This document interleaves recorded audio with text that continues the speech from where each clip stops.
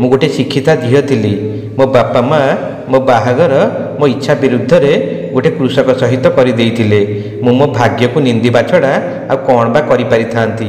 कांदी कांदी मु बासर रातिर बिछना उपरे सेमिति बसी थाए।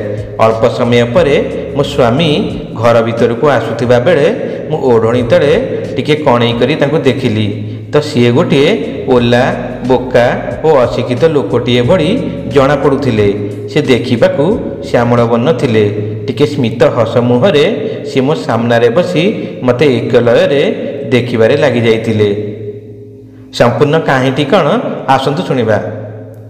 बाहागर परे मु कांदी कांदी बाप घर छाड़ी आ दीर्घ समय यात्रा परे आमे एक गाँव रे पहुँचीलु। गाँटीर ना तोटासाही आ सेठी मो शाशुघर थिला। शाशुघरे पहुँचला परे मते गोटे घरे बसाई दिगला। मु गोटे शिक्षिता झील थी। मो बापा माँ मो बाहागर मो इच्छा विरुद्ध रे गोटे कृषक सहित करदे। मु मो भाग्य को निंदिबा छड़ा आ कौन बा करि पारि थांती। कांदी कांदी मो बासर रातिर बिछना उपरे सेमिति बसी थाए। अल्प समय परे मो स्वामी घर भीतर को आसुथिबा बेले मु ओढ़णी तले टिके कणई करी तांको देखिली तो सी गोटे ओला बोका और अशिक्षित लोक भली देखा जाउथिले। से देखिबाकू श्यामल वर्ण थिले। टिके स्मित हस मुहरे से मो सामने बसी मते एक लय देखिबारे लगी जाइतिले। मते किंतु ताकर एपरी देखिबा भारी खराब लागुथिला। मात्र सी मते चाही बसीथिबा बेले कहूतिले मु बहुत भाग्यवान सतरे। मते तुम बड़ी जणे सुंदरी आ शिक्षिता झीलटे मो जीवन साथीटीए रूप में मिलला। मु ताका कथा शुणी सेतेबेले संगे संगे उत्तर देबाकू जाई कहितिली किंतु मोर भाग्य बहुत खराब। कारण तुम भली गोटे असुंदर अशिक्षित अयोग्य पुओटे मो स्वामी रूप में मिलला। मोर एभली कथा शुणी से आश्चर्यचकित होई मते चाही रहितिले। सी बोध हुए आज भली दिन में मोठारू एमिति किछि शुणिबार आशा केबे रखि नथिले। किंतु मु सेतेबेले बहुत क्रोध आ अभिमान रे थिली। कारण मो बापा माँ मोर लक्ष्य थर मना करिबा परे मध्य मते गोटे गाँव रे आ पुणी गोटे कृषक को बाहा करई देइथिले आ कहिथिले देख झियो आमे तो बापा माँ तोर सबुबेले मंगल ही चाहिबू।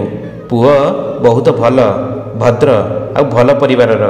आमे निज अनुभव कहूचु तू ता सांगे खुशी रे रहिबू।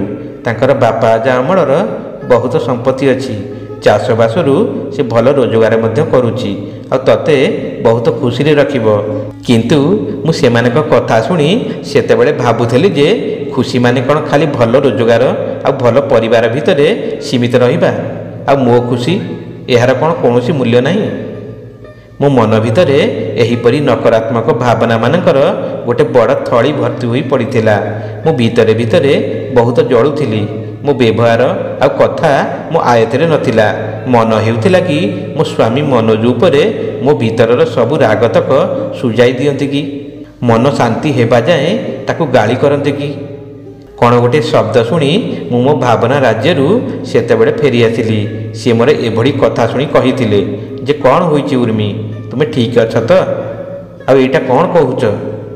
मोर तो सेतेबेले क्रोध जेपरी मुंड उपरे थिला। ताक कथा शुणिबा क्षणी मु कहि उठिली मु ठीक कथा ही तो कहूची।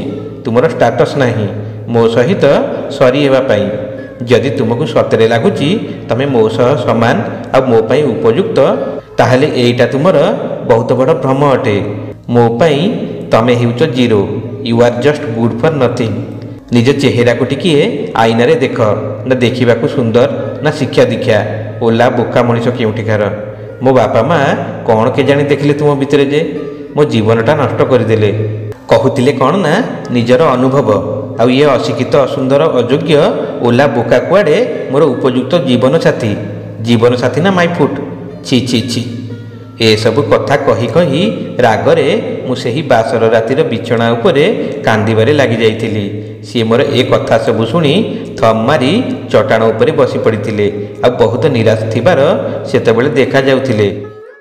मु सेतेबेले कांदु कांदु कहूथाए जे मु जणकु भल पाउची आ मु तुम संगे बिल्कुल भी रही परिबि नहीं। ए कथा सब शुणी से जेपरी जड़टीए भली किछि समय बसी रहिथिले। किछि समय परे हठात मते कहिथिले उर्मी तमे चेतारे तो अछ तमे ए सब कौन कही जाउछ। ସାଙ୍ଗେ ସାଙ୍ଗେ ଡେରି ନ କରି ମୁଁ ସେତେବେଳେ କହିଥିଲି, ଏଥିରେ ଏମିତି ଆଶ୍ଚର୍ଯ୍ୟ ହେବାର କ'ଣ ଅଛି ମନୋଜ? ମୁଁ ଯାହାକୁ ଭଲ ପାଉଛି ସେ ତୁମଠାରୁ 1000 ଗୁଣରେ ଭଲ। ଦେଖିବାକୁ, ଶିକ୍ଷା ଦୀକ୍ଷା ସବୁ ତାଙ୍କର ପରଫେକ୍ଟ। ମନୋଜ ଏ କଥା ସବୁ ଶୁଣି କ୍ରୋଧରେ ଆଉ କିଛି ମୋ ସହ କଥା ନ ହୋଇ ଆଖି ଛଳ ଛଳ କରି ରୁମ୍ ବାହାରକୁ ପଳାଇଗଲେ।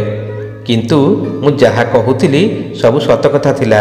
ମୁଁ କଲେଜରେ ପଢ଼ିଲା ବେଳେ ଗୋଟେ ପିଲାକୁ ପସନ୍ଦ କରୁଥିଲି। କିଛି ଦିନ ପାଇଁ ଆମେ କଥାବାର୍ତ୍ତା ହେଇଥିଲୁ। ଦୁହେଁ ପରସ୍ପରକୁ ପସନ୍ଦ ଆସିବାରୁ ଫୋନ୍ ନମ୍ବର ଦିଆନିଆ ହେଇଯାଇଥିଲୁ। ପରେ ଆମ ଭଲ ପାଇବା ବହୁତ ନିବିଡ଼ ହୋଇଯାଇଥିଲା। ସିଏ ମୋତେ କହୁଥିଲେ ମୋ ବିନା ସେ ବଞ୍ଚିପାରିବେ ନାହିଁ। ମୁଁ ଏସବୁ ପଛ କଥା ଭାବି ଭାବି ମୋ ଭାଗ୍ୟକୁ ଦୋଷ ଦେଇ କାନ୍ଦି ଚାଲିଥିଲି। କିଛି ସମୟ ପରେ ମନୋଜ ରୁମ୍କୁ ଆସିଲେ ଆଉ ସପ ଗୋଟିଏ ତଳେ ପାରି ଚାଦରଟିଏ ଧରି ଶୋଇଯାଇଥିଲେ। ତାଙ୍କ ଆଖି ଫୁଲିଲା ଫୁଲିଲା ମନେ ହେଉଥିଲା। ଝାଳ ବି ବହୁତ ବୋହୁଥିଲା। ବୋଧହୁଏ ବାହାରେ ବହୁତ କନ୍ଦାକନ୍ଦି କରିଥିଲେ। ମୁଁ କିନ୍ତୁ କିଛି ନ ଜାଣିଲା ପରି ବାହାଘର ପୋଷାକ ବଦଳେଇ ଟିକିଏ ଫ୍ରେଶ୍ ହେଇ ବିଛଣା ଉପରେ ସେମିତି ଶୋଇପଡ଼ିଥିଲି।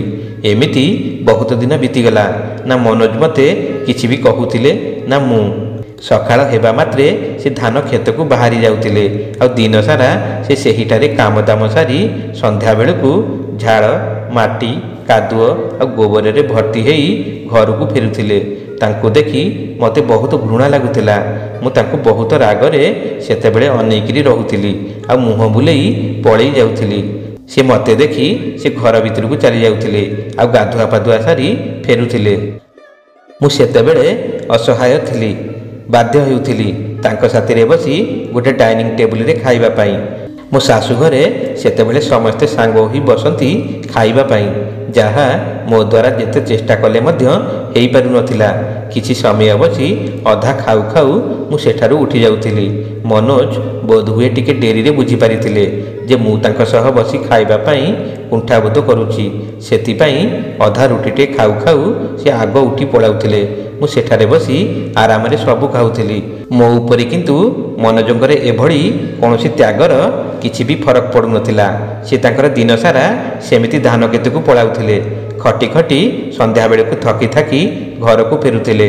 ପେଟ ପୂରା ଖାଇବା ବି ତାଙ୍କ ଭାଗ୍ୟରେ ନଥିଲା। ମୁଁ କିନ୍ତୁ ମୋ ଭାବନା ରାଜ୍ୟରେ ବ୍ୟସ୍ତ ରହୁଥିଲି। ମୋ ଅଧା ଥିବା ସ୍ୱପ୍ନକୁ କେମିତି ସାକାର କରିବି, ମୋ ପ୍ରେମ ବିକାଶଙ୍କୁ କେମିତି ହାସଲ କରିବି, ସେହି ଯୋଜନାରେ ଲାଗିଯାଇଥିଲି। ବିକାଶଙ୍କ ବିଷୟରେ ହିଁ ଭାବି ଭାବି ସମୟ କଟାଇ ଦେଉଥିଲି। ମୋ ପାଖରେ ଯେଉଁ ପୁରୁଣା ଫୋନ୍ଟା ଥିଲା ମୋ ମା' ମୋ ଠାରୁ ନେଇଯାଇଥିଲେ। କାରଣ ଶାଶୁଘରେ ବୋହୂ ଓ ଭଉଣୀମାନଙ୍କର ସେଠାରେ ଫୋନ୍ ରଖିବାର କୌଣସି ନିୟମ ନଥିଲା। ଯେତେବେଳେ ମୁଁ ବିନା ଫୋନ୍ରେ ରହିପାରିଲି ନାହିଁ, ମୁଁ ସବୁ ଲାଜ ସରମ ଛାଡ଼ି ମନୋଜଙ୍କୁ ସେତେବେଳେ ଗୋଟେ ଫୋନ୍ ମାଗି ବସିଥିଲି ଆଉ କହିଥିଲି ଯେ ମୋତେ ବିକାଶ ସାଥିରେ କଥାବାର୍ତ୍ତା ହେବାର ଅଛି। ମୋ କଥା ଶୁଣି ସେ ଆଶ୍ଚର୍ଯ୍ୟର ସହିତ ମୋତେ ଅନେଇ ରହିଥିଲେ। ମୁଁ କିନ୍ତୁ ସେତେବେଳେ ସବୁ ଲାଜ ସରମ ଭୁଲି ଯାଇଥିଲି ଆଉ ତାଙ୍କ ହାତରୁ ଫୋନ୍ ଛଡ଼େଇ ଆଣି ବିକାଶଙ୍କୁ ଫୋନ୍ ଲଗାଇ କଥା ହେବାରେ ଲାଗିଯାଇଥିଲି। ବିକାଶ ସାଥିରେ କଥା ହେଲାବେଳେ ଜାଣିବାକୁ ପାଇଲି ଯେ ସିଏ ବି ମୋ ପରି ମୋତେ ନେଇ ବହୁତ ବ୍ୟସ୍ତ ହୋଇ ରହିଥିଲେ। ମୁଁ ବି କାନ୍ଦି କାନ୍ଦି ମୋ ସହିତ ଘଟିଯାଇଥିବା ସମସ୍ତ ଘଟଣା ତାଙ୍କୁ ଫୋନରେ ଗୋଟି ଗୋଟି କରି ବର୍ଣ୍ଣନା କରିଯାଇଥିଲି। ଏହା ଭିତରେ ମନୋଜ ଯେ ମୋ ପାର୍ଶ୍ୱରେ ଠିଆ ହୋଇଥିଲେ ଏ କଥା ମୁଁ ସମ୍ପୂର୍ଣ୍ଣ ଭୁଲି ଯାଇଥିଲି। ମୋର ତ ତାଙ୍କ ପ୍ରତି କୌଣସି ବି ଆନ୍ତରିକତା ନଥିଲା। ସେଥିପାଇଁ ତାକୁ ଭୁଲିଯିବା ସ୍ୱାଭାବିକ ଥିଲା। ସିଏ ବି ନ ଶୁଣିଲା ପରି ସପଟିଏ ପାରି ସେମିତି ସବୁ ରାତି ଭଳି ତଳେ ଶୋଇପଡ଼ିଥିଲେ। ତାପରେ ତ ବିକାଶ ସାଥିରେ କଥା ହେବା ମୋର ନିତିଦିନିଆ କାମ ହୋଇଯାଇଥିଲା। ତଥାପି ବିକାଶ ମୋତେ ତାଙ୍କ ସ୍ତ୍ରୀ ରୂପେ ଗ୍ରହଣ କରିବାକୁ ସେତେବେଳେ ପ୍ରସ୍ତୁତ ଥିଲେ। ଦିନକର କଥା, ଘର ଭିତରେ ନେଟୱାର୍କ ନ ଆସିବାରୁ ବାଧ୍ୟ ହୋଇ ମୁଁ ଫୋନ୍ ନେଇ ବିକାଶ ସହିତ ବାହାରେ କଥା ହେଉଥିଲି କି ମୋ ଦିଅର ସେତିକିବେଳେ ହଠାତ୍ ଆସି ମୋ ହାତରୁ ଫୋନ୍ଟି ଛଡ଼ାଇ ନେଇଗଲେ ଆଉ କହିଥିଲେ, କି ଭଳିଆ ବେଲଜ୍ଜା ସ୍ତ୍ରୀ ଲୋକଟିଏ କିଓ, ସ୍ୱାମୀ ଥାଉ ଥାଉ ପୁଣି ପରପୁରୁଷ ସହିତ ଭାବ ଦିଆନିଆ ହେଉଛ। ଟିକିଏ ବି ଡର, ଭୟ ଆଉ ଖାତିର ନାହିଁ। ମୁଁ କିନ୍ତୁ ସେତେବେଳେ ଜମାରୁ ବି ଜାଣିନଥିଲି କି ସିଏ କେତେବେଳେ ଆସି ମୋ ପାଖରେ ଛିଡ଼ା ହୋଇ ଆମର ସବୁ କଥା ଶୁଣୁଥିଲା। ସେ ରାଗରେ ଆହୁରି ଜୋରରେ ସେତେବେଳେ ମୋ ଉପରେ ଚିଲାଚିଲି କରିବାରେ ଲାଗିଯାଇଥିଲା। ପାଟି ଶୁଣି ଧୀରେ ଧୀରେ ସାହି ପଡ଼ିଶା ଲୋକ ବି ସେମାନଙ୍କ ଘରୁ ବାହାରି ଆମ ଆଡ଼କୁ ଚାହିଁ ରହିଥିଲେ। ମନୋଜ ବି ଆଖି ମଳମଳ ହୋଇ ବାହାରକୁ ଆସି ଟିକିଏ ଉଚ୍ଚା ସ୍ୱରରେ ପଚାରିଲେ, କ'ଣ ହେଲା କିରେ ରାମୁ, ଏତେ ରାତିରେ ଏତେ ଜୋରରେ କାହିଁକି ଚିଲାଉଛୁ? ମୋ ଦିଅର ତ ଯେମିତି ସେତେବେଳେ ଠିକା ନେଇ ରଖିଥିଲେ ମୋ ଅସଲ ମୁଖା ଗାଁ ଦାଣ୍ଡରେ ସେଦିନ ସମସ୍ତଙ୍କ ଆଗରେ ପ୍ରକାଶ କରିବେ ବୋଲି, ଆଉ ପ୍ରକାଶ ମଧ୍ୟ କରିଦେଇଥିଲେ। ସମସ୍ତେ ସେମିତି ଆଶ୍ଚର୍ଯ୍ୟ ହୋଇ ମୋ ଆଡ଼କୁ କେମିତି ଗୋଟେ ଦୃଷ୍ଟିରେ ଚାହିଁ ରହିଥିଲେ। ମୁଁ କିନ୍ତୁ ମନେ ମନେ ଭାରି ଖୁସି ହେଉଥିଲି ଯେ ଏବେ ତ ସତ କଥାଟା ସମସ୍ତେ ଜାଣିଗଲେଣି। ଗାଁ ଗାଉଁଲି କଥା, ଏମାନେ ଏବେ ମୋତେ ଘରୁ ତଡ଼ିଦେବେ, ଆଉ ମୁଁ ଏ ମୌକାର ସଦୁପଯୋଗ କରି ବିକାଶ ସହିତ ବିବାହ କରି ଖୁସିରେ ରହିବି। କିନ୍ତୁ ଇଏ କ'ଣ, ମନୋଜ ତ ନିଜ ଭାଇକୁ ସେତେବେଳେ ମିଛୁଆ ବୋଲି ପ୍ରମାଣ କରିବାରେ ଲାଗିଯାଇଥିଲେ। ସେ ସାଙ୍ଗେ ସାଙ୍ଗେ ସମସ୍ତଙ୍କୁ କହି ଉଠିଥିଲେ ଯେ ମୋତେ ମୋ ସ୍ତ୍ରୀ ଉପରେ ପୁରା ଭରସା ଅଛି, ସେ ସେମିତି କିଛି ବି କରିବ ନାହିଁ। ସେ ତା'ର ଦୂର ସମ୍ପର୍କୀୟ ଭଉଣୀ ସହିତ ଫୋନରେ କଥା ହୁଏ, ଆଉ ଏ କଥା ସେ ମୋତେ ପୂର୍ବରୁ ହିଁ ଜଣାଇ ଦେଇଥିଲା। ଏହି କଥା କହି ମନୋଜ ସବୁ ଘଟଣାକୁ ହିଁ ସେଦିନ ଚାପି ଦେଇଥିଲେ, ଆଉ ସମସ୍ତେ ତାଙ୍କ କଥାକୁ ଶୁଣି ନିଜ ନିଜ ଘରକୁ ଫେରି ଯାଇଥିଲେ। ମୁଁ ଆଉ ସିଏ ରୁମ୍କୁ ଆସୁ ଆସୁ ମୁଁ ମନୋଜଙ୍କ ସାଥିରେ ସେତେବେଳେ କଳି କରିବାରେ ଲାଗିଯାଇଥିଲି। ମନୋଜଙ୍କ ଉପରେ ସେତେବେଳେ ମୋର ବହୁତ କ୍ରୋଧ ଆସିଯାଇଥିଲା। ମୁଁ ତାଙ୍କୁ ସେତେବେଳେ କହିଥିଲି ଯେ ଏତେ ସହଜରେ ତ ମୋ ରାସ୍ତା ସଫା ହେଇଯାଉଥିଲା, ତୁମେ କାହିଁକି ମଝିରେ ପଶି ମୋ ରାସ୍ତାରେ କଣ୍ଟା ସାଜିଲ? ତମକୁ ତ ମୋ ବିଷୟରେ ସବୁ ପୂର୍ବରୁ ଜଣାଅଛି, ଆଉ ଆଜି ତ ସମସ୍ତଙ୍କୁ ଜଣା ପଡ଼ିଯାଉଥିଲା। ତମେ ତ ଚାହିଁଥିଲେ ଏ ଘଟଣାକୁ ନେଇ ମୋତେ ଘରୁ ବାହାର କରିଦେଇ ପାରିଥାନ୍ତ। ତାପରେ ମୋ ବାପା ମା ବାଧ୍ୟ ହୋଇ ମୋ ବାହାଘର ବିକାଶ ସହିତ କରିଦେଇଥାନ୍ତେ। କିନ୍ତୁ ତମର ଏହି ବେକାରିଆ କାର୍ଯ୍ୟ ଯୋଗୁଁ ମୋର ସବୁ ଯୋଜନାରେ ପାଣି ପଶିଗଲା, ସବୁ ରାସ୍ତା ଏବେ ବନ୍ଦ ହୋଇଗଲା। ତମେ ମୋତେ ଛାଡ଼ି କାହିଁକି ଦେଉନ? ମନୋଜ ମୋ କଥା ଶୁଣି ସେଦିନ କହୁଥିଲେ, ଯଦି ବି ତମକୁ ମୁଁ ଛାଡ଼ି ଦେଉଛି ତାହେଲେ ତୁମ ମୁଣ୍ଡ ଉପରେ ଏତେ ଦୋଷ ଦେଖି ମୁଁ ନିଜକୁ କେବେ କ୍ଷମା କରିପାରିବି ନାହିଁ ଉର୍ମି। ତୁମର ଓ ତୁମ ବାପା ମାଙ୍କର ଇଜ୍ଜତ ଏବେ ମୋର ଇଜ୍ଜତ। ଆଉ ହଁ, ବିକାଶ ହେଉଛ, ଯଦି ସେ ପିଲା ତୁମକୁ ଇଜ୍ଜତର ସହିତ ଆପଣେଇବାକୁ ରାଜି ଥାଏ ତାହେଲେ ଏଇ ଦିନେ 2 ଦିନ ଭିତରେ ମୁଁ ନିଜେ ତୁମକୁ ତା ପାଖକୁ ନେଇଯିବି, ଆଉ ତା ସହ କଥା ହୋଇ ତୁମ ଉପରେ ଥିବା ସବୁ କଳଙ୍କ ମୁଁ ନିଜେ ନିଜ ମୁଣ୍ଡରେ ବହନ କରିବି। ଛାଡ଼ପତ୍ରରେ ଦସ୍ତଖତ କରି ତୁମକୁ ତୁମ ଘରକୁ ପଠାଇଦେବି। ତୁମ ଖୁସିରେ ମୋ ଖୁସି। ମନୋଜଙ୍କର ସେଦିନ ଏହି କଥା ସବୁ ଶୁଣି ମୋର ତାଙ୍କ ବିଷୟରେ ପ୍ରଥମ ଥର ପାଇଁ ମନ ଭିତରେ ଟିକେ ଦୟାଜାତ ହେବାର ହୃଦୟଙ୍ଗମ କରିଥିଲି। ମାତ୍ର ନିଜକୁ ଟିକେ ସମ୍ଭାଳି ନେଇ ପୁଣି ବିକାଶଙ୍କୁ ଫୋନ୍ କରି ସେତେବେଳେ ସବୁ କଥା ଖୋଲିକରି କହିଦେଇଥିଲି। ବିକାଶ ବହୁତ ଖୁସି ହୋଇଯାଇ ସେତେବେଳେ କହିଥିଲେ, ଉର୍ମି, ତୁମେ ଶୀଘ୍ର ସେ ମଫସଲ ଛାଡ଼ି ସହରକୁ ମୋ ପାଖକୁ ତୁମ ସ୍ୱାମୀଙ୍କ ଠାରୁ ଛାଡ଼ପତ୍ର ନେଇ ପଳେଇ ଆସ। ଆମେ ଆଗ କୋର୍ଟରେ ଆଇନ ମୁତାବକ ବାହାଘର କରିନେବା, ଆଉ ତାପରେ ତମେ ଦେଖିବ ଉର୍ମି, ତୁମ ବାପା ମା ମଧ୍ୟ ବାଧ୍ୟ ହୋଇଯିବେ ଆମ ବାହାଘରକୁ ସ୍ୱୀକୃତି ଦେବା ପାଇଁ। ମୁଁ ବି ବିକାଶଙ୍କ ଏ କଥା ଶୁଣି ଖୁସିରେ ସେଦିନ ହଁ କହିଥିଲି, ଆଉ ଯୋଜନା ମୁତାବକ ମନୋଜକୁ ନେଇ ବିକାଶ ଦେଇଥିବା ଠିକଣାରେ ପହଞ୍ଚି ଯାଇଥିଲି। ବିକାଶ ରୁମ୍ ନିକଟରେ ପହଞ୍ଚିବା ପରେ ମନୋଜଙ୍କୁ ମୁଁ ସେଦିନ ସଫା ସଫା ଶୁଣେଇ ଦେଇଥିଲି। ଶୁଣ ମନୋଜ, ମୋର ଆଉ ତୁମ ସହିତ କୌଣସି ସମ୍ପର୍କ ନାହିଁ। ତୁମେ କହିବା ମୁତାବକ ଡିଭୋର୍ସ ପେପରରେ ସାଇନ୍ କରି ପଠାଇଦେବ। ମୁଁ ଏବେ ସବୁଦିନ ପାଇଁ ବିକାଶଙ୍କ ସ୍ତ୍ରୀ ହେଇ ଏଠାରେ ରହିବି। ମନୋଜ ସେତେବେଳେ କହିଥିଲେ, 1-2 ଦିନ ଭିତରେ ଛାଡ଼ପତ୍ର ପଠାଇଦେବି। ଏତିକି କହି ସେ ଫେରି ଯାଇଥିଲେ। ମୋ କଥା ଶୁଣି ତାଙ୍କର ମୁହଁ କେମିତି ଗୋଟେ ଅଜବ ପ୍ରକାରର ହୋଇଯାଇଥିବାର ମୁଁ ଅନୁମାନ କରିଥିଲି। ବୋଧହୁଏ ସେ ବହୁତ କ୍ରୋଧ, ଦୁଃଖ ଆଉ ଅଭିମାନରେ ଥିଲେ। କିନ୍ତୁ ମୋ ଉପରେ ସେତେବେଳେ ବିକାଶଙ୍କ ସହିତ ବିବାହ କରି ସହରରେ ଘର ବସାଇବାର ଭୂତ ପଶିଯାଇଥିଲା। ସେ ଯାହା ହେଉ, ମୁଁ ସେତେବେଳେ କିନ୍ତୁ ଗୋଟେ ନୀଳ ଆକାଶର ମୁକ୍ତ ବିହଙ୍ଗଟିଏ ଥିଲି, ଆଉ ଖୁସିରେ ବିକାଶ ରୁମ୍ର କବାଟ ଠକ୍ ଠକ୍ କରିଥିଲି। ବିକାଶ ଘର ଖୋଲି ମୋତେ ଦେଖି ବହୁତ ଖୁସିରେ ସେତେବେଳେ ଘର ଭିତରକୁ ପାଛୋଟି ନେଲେ। କିନ୍ତୁ ଇଏ କ'ଣ, ଘର ଭିତରକୁ ଯାଉ ଯାଉ ମୁଁ ଦେଖିବାକୁ ସେତେବେଳେ ପାଇଲି ଘର ଭିତରେ କେହି ବି ନାହାନ୍ତି।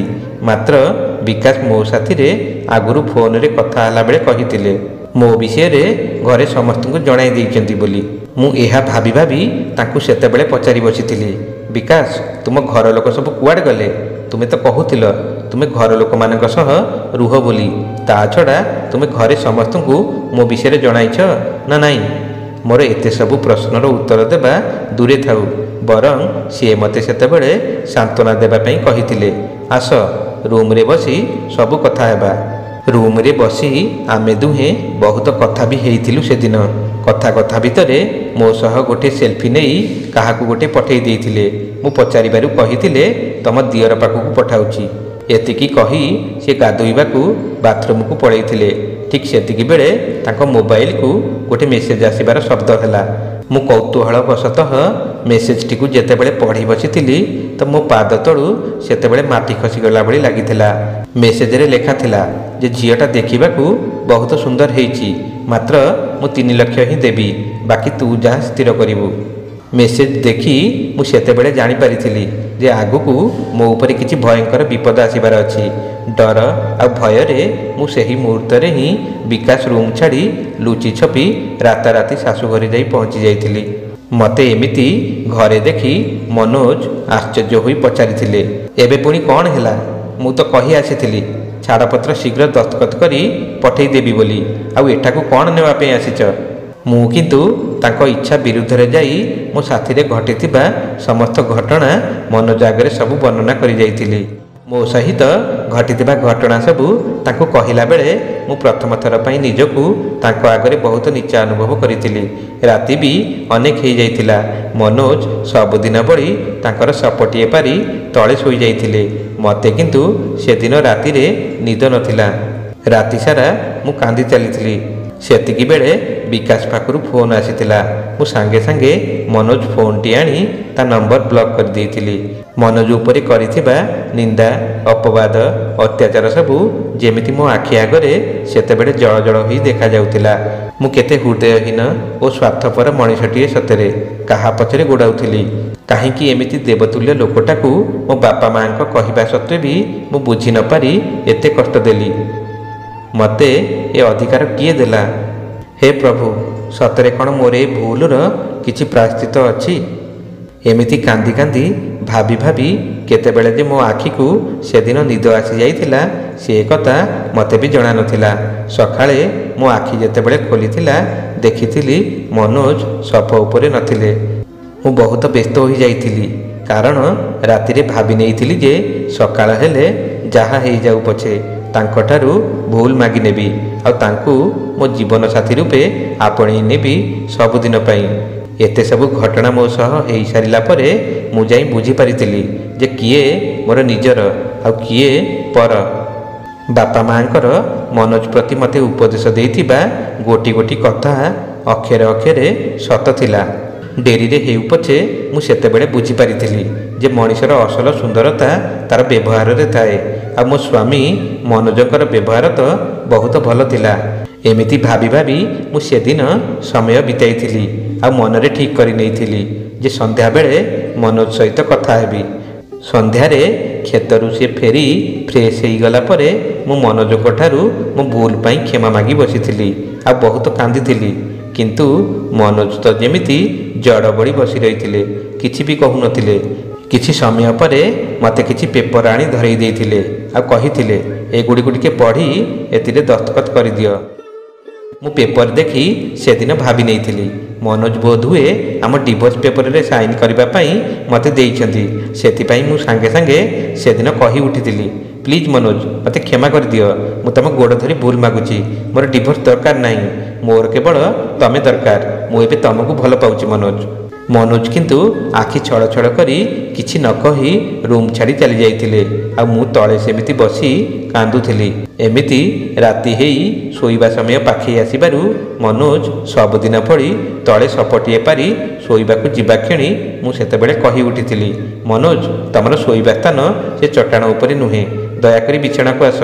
ଏତିକି କହୁ କହୁ ମୁଁ ତାଙ୍କ ଗୋଡ଼ ଧରି ପକାଇ କ୍ଷମା ଭିକ୍ଷା କରି ବସିଥିଲି ଆଉ କାନ୍ଦି କାନ୍ଦି କହିଥିଲି, ମୁଁ ଯେଉଁ ପାପ କରିଛି ତାର ସତରେ କ୍ଷମା ନାହିଁ। ତଥାପି ଏ ଅଭାଗିନୀ ଆଜି ପଶ୍ଚାତାପରେ ଜଳୁଛି। ମୋତେ ଡିଭୋର୍ସ ଦରକାର ନାହିଁ। ମୁଁ ତୁମକୁ ଛାଡ଼ି ବଞ୍ଚିପାରିବି ନାହିଁ ମନୋଜ। ତମେ ଚାହୁଁଛ ଯଦି ମୋତେ ଗାଳି କର, ମୋତେ 2 ପାହାରେ ପକାଅ, କିନ୍ତୁ ଦୟାକରି ମୋତେ କ୍ଷମା କରିଦିଅ। ସିଏ ମୋତେ ସେତେବେଳେ ହାତ ଧରି ତଳୁ ଉପରକୁ ଉଠାଇ କହିଥିଲେ, ଉର୍ମି, ଯଦି ସେ ପେପର ସବୁ ତୁମେ ଟିକେ ପଢ଼ି ଦେଇଥାନ୍ତ ହୁଏତ ଏଭଳି କନ୍ଦାକନ୍ଦି କରିନଥାନ୍ତ। ମୁଁ ସାଙ୍ଗେ ସାଙ୍ଗେ ବିଛଣା ଉପରେ ପଡ଼ିଥିବା ସେ ପେପର ସବୁ ଉଠାଇ ପଢ଼ିବାରେ ଲାଗିଯାଇଥିଲି। ସେଥିରେ ସେ ତାଙ୍କ ପୂର୍ବ ପୁରୁଷଙ୍କ ଜମି ସବୁ 2 ଭାଗରେ କରିଦେଇ କିଛି ମୋ ଶାଶୁ ନାଁରେ ଆଉ ବାକି ମୋ ନାଁରେ କରିଦେଇଛନ୍ତି। କାରଣ କେଉଁ ଲୋକଟା ଆଜି ଭଳି ସମୟରେ ବି ଏତେ ଭଲ ହେଇପାରେ? ମୁଁ ଆଉ ଗୋଟିଏ କଥା ବି ସେତେବେଳେ ଭାବିଥିଲି ଯେ ମୋ ନାଁରେ ତ କଲେ, କିନ୍ତୁ ନିଜେ ଥାଉ ଥାଉ ମୋ ନାଁରେ କାହିଁକି? ମୁଁ ତାଙ୍କୁ ଏ ବିଷୟରେ ପଚାରି ବସିବାରୁ ମୋତେ ସେଦିନ ସେ କହିଥିଲେ, ଶୁଣ ଉର୍ମି, ମୁଁ କାଲି କିଛି କାମ ପାଇଁ ସହରକୁ ଯାଉଛି, ଆଉ ଫେରିଲେ ସବୁ କଥା ତମକୁ କହିବି। ସିଏ ମୋ ଦସ୍ତଖତ ନେଇ ସକାଳୁ ସହରକୁ ଚାଲି ଯାଇଥିଲେ, ଆଉ ମୁଁ 3 ଦିନ ଯାଏ ସେମିତି ତାଙ୍କ ଫେରିବା ବାଟକୁ ଚାହିଁ ରହିଥିଲି, କିନ୍ତୁ ସିଏ ଆଉ ଫେରି ନଥିଲେ। ଘର ଛାଡ଼ିବାର 4ଥ ଦିନରେ ମନୋଜଙ୍କର ଜଣେ ସାଙ୍ଗ ତାଙ୍କ ମୃତ ଶରୀର ନେଇ ଘରକୁ ଆସି ପହଞ୍ଚିଥିଲେ। ଏହା ଦେଖି ଘରେ ସମସ୍ତଙ୍କର କାନ୍ଦ ବୋବାଳି ଆରମ୍ଭ ହୋଇଯାଇଥିଲା, ଆଉ ମୁଁ ଚେତା ହରାଇ ପଡ଼ିଥିଲି। କାରଣ ତାଙ୍କ ମୃତ ଶରୀର ଦେଖି ମୁଁ ସହିପାରିନଥିଲି। ମୋର ସେଦିନ ସର୍ବସ୍ୱ ଉଜୁଡ଼ି ଯାଇଥିଲା। ମୁଁ ବିଧବା ହୋଇଯାଇଥିଲି। କିଛି ସମୟ ପରେ ଚେତା ଆସିବାରୁ ମୁଁ ଜୋର ଜୋରରେ ମୁଣ୍ଡ ପିଟି କାନ୍ଦିବାରେ ଲାଗିଯାଇଥିଲି। ତାଙ୍କ ସାଙ୍ଗ ସେତେବେଳେ କହୁଥିଲେ, ମନୋଜର 2 ମାସ ପୂର୍ବରୁ ହିଁ ଜଣାପଡ଼ିଯାଇଥିଲା ଯେ ତାଙ୍କୁ କ୍ୟାନ୍ସର ହୋଇଛି। ସିଏ ପୁଣି ଲାଷ୍ଟ ଷ୍ଟେଜ୍, ତେଣୁ ବଞ୍ଚିବାର କୌଣସି ଆଶା ହିଁ ନଥିଲା। କିଛି ଦିନ ହେବ ସେ ଗୋଟେ ଗଭୀର ଚିନ୍ତାରେ ବୁଡ଼ି ରହୁଥିଲା, ଆଉ ପ୍ରାୟ ସମୟ ଅନ୍ୟମନସ୍କ ରହୁଥିଲା। ବୋଧହୁଏ ଏଥିପାଇଁ ଆଜି ତାର ଏଭଳି ଅବସ୍ଥାର ଶିକାର ହୋଇ ମୃତ୍ୟୁ ହୋଇଯାଇଛି। ତାଙ୍କ ସାଙ୍ଗଙ୍କର ସେତେବେଳେ କଥା ଶୁଣି ମୋ ଗୋଡ଼ ତଳୁ ମାଟି ଖସିଗଲା ଭଳି ଲାଗିଥିଲା, କାରଣ ତାଙ୍କର ସବୁ ଚିନ୍ତାର ମୂଳ କାରଣ ଥିଲି ମୁଁ। ଏସବୁ ଭାବି ଭାବି ମୋର ସେତେବେଳେ ମୁଣ୍ଡ ଭିତରଟା କ'ଣ ହେଇଯାଉଥିଲା, ଆଉ ମୁଁ କେତେବେଳେ ଅଚେତ ହୋଇଯାଇଥିଲି ମୁଁ ନିଜେ ବି ଜାଣିନଥିଲି। ଯେତେବେଳେ ଚେତା ଆସିଥିଲା ମୁଁ ବିଛଣା ଉପରେ ନିଜକୁ ପାଇଥିଲି, ଆଉ ଶାଶୁ ମୋତେ ଚେତା ଆସିବାର ଦେଖି ଦୁଃଖରେ ପାଣି ଗ୍ଲାସଟେ ପିଇବାକୁ ଦେଲେ, ଆଉ ତାପରେ ମୋ ହାତକୁ ଗୋଟେ ଚିଠିଟିଏ ବଢ଼େଇ ଦେଇ କହୁଥିଲେ, ବୋହୂ, ମନୋଜର ସାଙ୍ଗଟା ଚାଲିଗଲାଣି କେତେବେଳୁ, ଆଉ କହିଯାଇଛି ଏ ଚିଠି ମନୋଜ କେବଳ ତତେ ଦେବା ପାଇଁ ଶେଷ ଇଚ୍ଛାରେ କହିଥିଲା। ମନୋଜଙ୍କର ଚିଠି ମାନେ? ମୁଁ ଆଶ୍ଚର୍ଯ୍ୟ ହୋଇ ସେତେବେଳେ ଶାଶୁମାଙ୍କୁ ପଚାରିଥିଲି, କିନ୍ତୁ ଶାଶୁମା, ସିଏ ତ ପାଠ ପଢ଼ିନଥିଲେ, ଚିଠି କେମିତି ଲେଖିଲେ? ଏ କଥା ଶୁଣି ଶାଶୁମା ସେତେବେଳେ କହିଥିଲେ, ବୋହୂ, ତତେ ବୋଧହୁଏ ସେ ଜଣେଇ ନାହିଁ, ମାତ୍ର ସେ ବହୁତ ପାଠଶାଠ ପଢ଼ିଥିଲା। ତା ଶ୍ରେଣୀରେ ସେ ସବୁଥିରେ ପ୍ରଥମ ହେଉଥିଲା, ଆଉ ଏ ଖଣ୍ଡମଣ୍ଡଳରେ ତା ଭଳିଆ ମେଧାବୀ ପିଲା କେହି ନଥିଲେ। ମୁଁ ଶାଶୁଙ୍କ କଥା ସେତେବେଳେ ଶୁଣି ଥମ୍ ମାରି ବସିଯାଇଥିଲି, କାରଣ ମୁଁ କେବେ ବି ମନୋଜଙ୍କୁ ତାଙ୍କ ବିଷୟରେ ପଚାରି ନାହିଁ କି ଜାଣିବାକୁ ବି ଚେଷ୍ଟା କରିନଥିଲି। ମୁଁ ସଙ୍ଗେ ସଙ୍ଗେ ଦୌଡ଼ି ଦୌଡ଼ି ଯାଇ ବିଛଣା ଉପରେ ବସି ଚିଠିଟିକୁ ପଢ଼ିବାରେ ଲାଗିଯାଇଥିଲି। ଚିଠିରେ ଲେଖା ଥିଲା, ପ୍ରିୟ ଉର୍ମି, ମୁଁ ଯେତେବେଳେ ବାହାଘର ଦିନ ପ୍ରଥମ ଥର ତୁମକୁ ବୋହୂ ବେଶରେ ଦେଖିଥିଲି ତୁମକୁ ଭଲ ପାଇ ବସିଥିଲି। ଆଉ ହଁ, ମୁଁ ଜଣେ ମେଧାବୀ ଛାତ୍ର ଥିଲି, ବାଣିଜ୍ୟରେ ସ୍ନାତକ କରିଛି। ଚାହିଁଥିଲେ ଭଲ ଚାକିରିଟିଏ କରିପାରିଥାନ୍ତି, ମାତ୍ର ଗୋଟିଏ ଦିନ ଜମିରେ ବାପାଙ୍କୁ ଚାଷ କାମରେ ସାହାଯ୍ୟ କରୁଥିବା ସମୟରେ ତାଙ୍କର ହଠାତ୍ ହାର୍ଟ ଆଟାକ୍ ହୋଇଯାଇଥିଲା। ସେହିଠାରେ ମୋ କୋଡ଼ରେ ମୋ ଠାରୁ ଗୋଟିଏ ପ୍ରତିଶ୍ରୁତି ନେଇ ସେ ଶେଷ ନିଶ୍ୱାସ ତ୍ୟାଗ କରିଥିଲେ, ଆଉ ମୁଁ ତାଙ୍କ ପ୍ରତିଶ୍ରୁତି ଦେଇଥିବା କଥାକୁ ରଖିବାକୁ ଯାଇ ତାଙ୍କ ଅନ୍ତେ ପୂର୍ବପୁରୁଷଙ୍କ ସମ୍ପତ୍ତିକୁ ଚାଷବାସ ସହିତ ରକ୍ଷଣାବେକ୍ଷଣରେ ଲାଗିଯାଇଥିଲି।